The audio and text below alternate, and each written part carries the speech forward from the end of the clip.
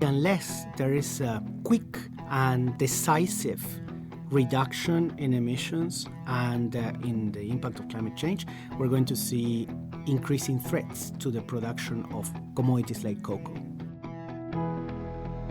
Hello, this is the Weekly Tradecast, a podcast brought to you by UN Trade and Development.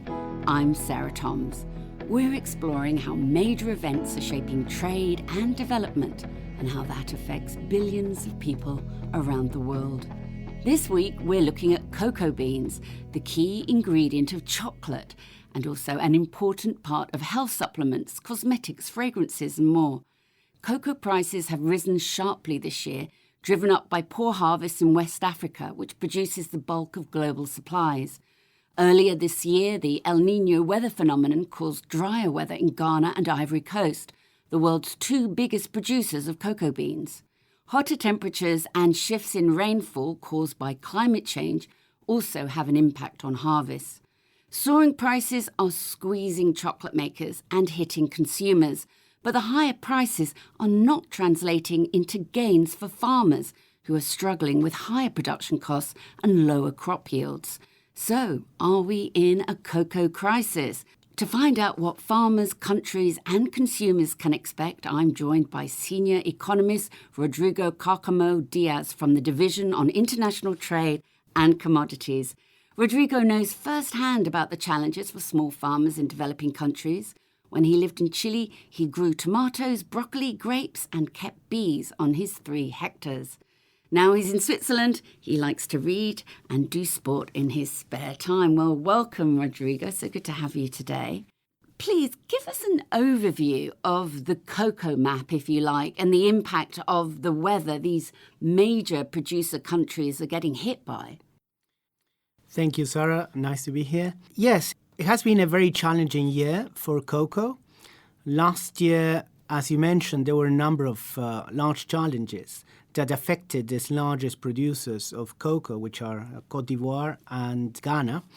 This region produces, Africa in general, 74% of the total cocoa production, and with the remaining being concentrated in Latin America with 21% and a little bit in the rest of the world in Asia and Oceania. So as the 2 largest producers, any disruption to supply generates ripples around the world. So what we observed was a combination of negative shocks. The effect of El Niño that brought unusually dry spells of weather to the region. And cocoa is very sensitive to lack of rain. So when there are changes in weather patterns like the ones created by disruptions that are temporary like El Niño, or permanent changes in variability in weather patterns like that brought by climate change, that has severe impacts on the ground. The second factor is also very important and is connected to a previous one, is there has been an increase in the incidence of 2 serious diseases in the region. One is black pot disease, which is a fungal disease, and the other one is cocoa swollen shoot virus. This is a virus that is transferred from one plant to the other by a small insect, a mealybug, and these insects, they thrive and they multiply when there's changes in patterns in the weather. So these 2 things have affected the region. An additional factor is structural, and it's a long-term, and that brings into question about the long-term trends of prices for cocoa, is that the tree age in many of these countries is high. Many of these trees are old, and the farmers need money to replant. And that's a big challenge. But also there are some long-term trends at play that might negatively affect the long-term price of cocoa. Cocoa prices have been very volatile. How can that affect cocoa farmers? It's a complicated question because on the one hand, you have the cocoa farmers who manage to receive a higher price for the crop because, for example, the governments of Ghana and Côte d'Ivoire, they have increased substantially the prices that they pay for cocoa. But on the other hand, if you are affected by the reduction in yields or you're affected by cocoa swollen shoot virus, your yields are much lower. Obviously, the rising prices are bad news for chocolate lovers, particularly we're in Switzerland now, so we know chocolate Yes. is very important. But far more seriously, they're not helping all farmers. So why is that? And how are the farmers and their communities trying to cope with the situation?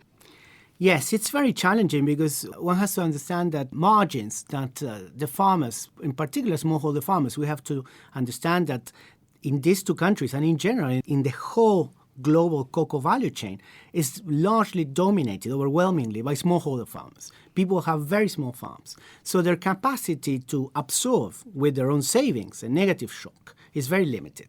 Because on the good times, the amount of margin, positive margin they make is small. So when there's a negative shock, like wiping out their harvest or a large drop in prices, they cannot absorb it. Some of them go out of business. Many of the farmers do not have access to credit. That also creates a problem to absorb this type of shock. Many of them have problems to hire labor when the shocks hit them. So there are a very large number of challenges, and the solutions are complicated. It's a difficult battle. On the other hand, there's also interest in trying to change the sustainability of cocoa farmers by, for example, increasing the amount of cooperatives that operate, so that there's a long, well-established relationship between the amount of horizontal cooperation in terms of how the prices that the farmers might get for the products are higher. And there's quite a bit of work around the world on boosting or trying to strengthen work by cooperatives. The El Niño effects have trailed off, but climate change obviously is still a strong threat. What impact will that have on the economies of these developing countries that depend so heavily on cocoa and other crops? They're two different things, but related. On the one hand, you have the seasonal patterns like El Niño, La Niña. And normally La Niña brings, on the contrary of El Niño, wetter patterns to West Africa, so that in theory could be a positive development. But we have seen too is that there's an increasing variability in the effects of these seasonal patterns as climate change advances, because both of them interact in complex ways. This is still being studied. But on average, climate change introduces not only higher temperatures, that is also detrimental to the development of cocoa plants, but also a higher increase in variability of weather patterns. So you observe more marked hot days or precipitation or events that normally were milder, they become more marked. So this increase in variability is also negative for farming in general, including cocoa. So we can expect to see, unless there is a quick and decisive reduction in emissions and in the impact of climate change, we're going to see increasing threats to the production of commodities like cocoa. What about other crops? This is going to impact many other crops. Coffee is also a crop that is very vulnerable to climate change.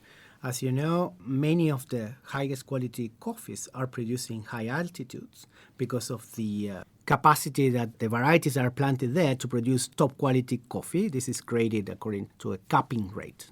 And this is also affecting them very seriously. Some of the efforts that are being done, for coffee for example, is to try to plant varieties that are more resistant. But that has a downside too.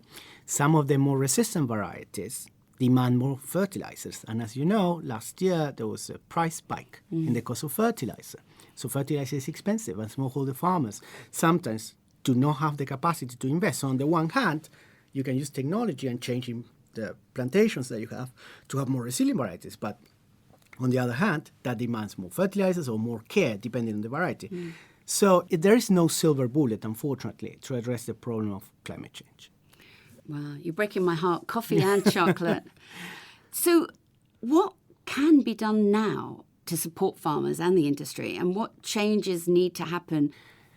The question is very complex, but there are different things that can be done. One thing that has been happening for quite a while is that there has been these voluntary certification schemes where coffee and cocoa are certified, and they often get higher prices for the produce, so consumers can choose to consume these certified products that are more sustainable for the environment, but also help the farmers by giving them a higher income.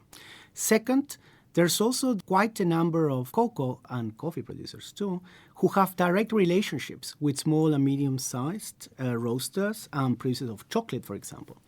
And often this leads to, of course, higher quality and easier to know where the coffee came from or the cocoa, but also higher prices for the producers. So by making a shorter value chain easier to see, that helps also the producers to get a better, more fair price for their product. So those are things that can be done that consumers can choose to do.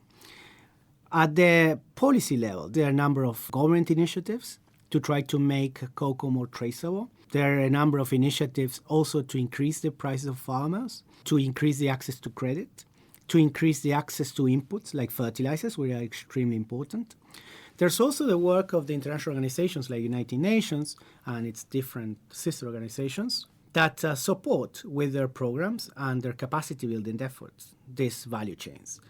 Well, thank you so much, Rodrigo. It really illustrates the impact that climate change is having on farmers, especially in developing countries. That was UN Trade and Development's Rodrigo Cárcamo-Díaz, who was this week's guest.